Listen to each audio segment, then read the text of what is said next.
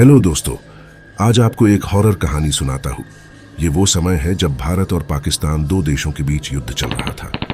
उस रात से ही पाकिस्तानी विमान आसमान में मंडरा रहे थे। युद्ध के माहौल में आसम रेल स्टेशन पर एक घनी काली अंधेरी रात इंतजार कर रही थी। हर तरफ सन्नाटा था। उस ट्रेन में सेना के जवान सवार थे जो बहुत दिनों बाद अपने घर जा रहे थे। यह ट्रेन रात को आसम स्टेशन से घने अंधेरे में से चलने लगी। हर एक सैनिक काफी थके हुए थे, जो कि काफी समय से दुश्मन से लड़कर अपने घर लौट रहे थे। काफी दूर जाने के बाद ट्रेन ड्राइवर को पटरी पर बार बार एक छायादार आकृति दिखाई दे रही थी जो उसे रुकने के लिए कह रही थी। शायद ऐसा उसको लगा। ड्राइवर ने उसे उसका भ्रम समझकर नजरअंदाज कर दिया। कुछ दूर जाने के बाद उसे यह भ्रम हुआ कि कोई उसे ट्रेन रोकने के लिए कह रहा है, लेकिन इस बार वो छायादार साया अपने दोनों हाथ ऊपर उठाने लगा और इस बार ड्राइवर काफी हद तक डर गया। उसे कुछ भी समझ में नहीं आ रहा था। हालांकि इस बार ट्रेन ड्राइवर ने ट्रेन रोक दी।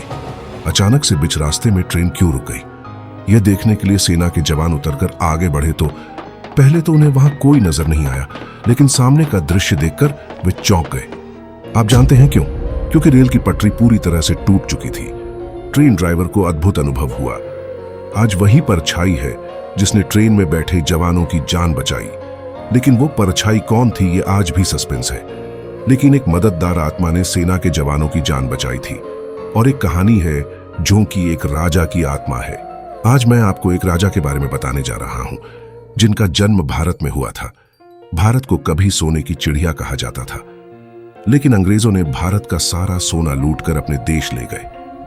लेकिन भारत के कई हिस्सों में अभी भी कई प्राचीन खजाने छुपे हुए हैं। उस समय के लोग अपना सोना चोरी होने के डर से जमीन में गाड़ देते थे और मरने से पहले भी सोना और चांदी धरती के गर्भ में गाड़ देते थे। ऐसी ही एक घटना मध्य प्रदेश के दंगड़ जिले के डोंडिया खेड़ा गांव में घटी, जहां एक आत्मा ने एक आदमी को बताया कि इस हवेली के नीचे सोना और चांदी दबा हुआ है।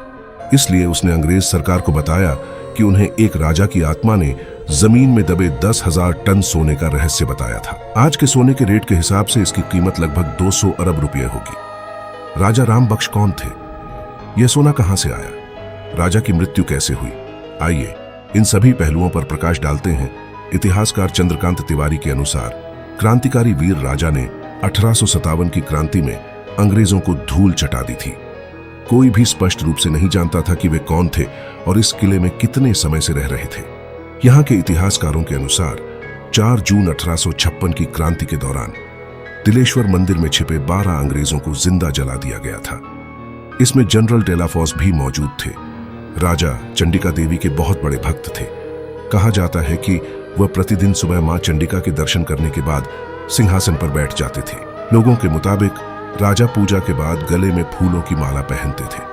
यही कारण है कि अंग्रेजों को जिंदा जलाने की सजा के तौर पर सरकार ने राजा को मौत की सजा देने का जारी किया और फिर एक दिन उन्हें फांसी दे दी गई, लेकिन उन्हें कुछ नहीं हुआ।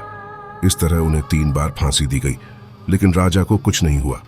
तब राजा राव रामबख्श सिंह ने अपने गले से फूलों की माला उतारकर फेंक दी और यमुना से प्रार्थना की कि वह उसे अपने आगोश में ले ले। फिर आखिरी बार जब अंग्रेजों ने उन्हें फांसी दी तो उनकी आत्मा ने उनका शरीर छोड़ दिया। ये वही आत्मा होगी जिसने उस व्यक्ति को जमीन में गड़े धन का राज बताया होगा। उसके बाद उस आदमी को कुछ पैसे मिल गए और सारा खजाना सरकार के पास चला गया। तो दोस्तों, कहानी कैसी लगी कमेंट में जरूर बताना और चैनल को सब्सक्राइब करना मत भूलना ताकि अगली कहानी आप तक पहुंचे। अपना ख्याल रखना।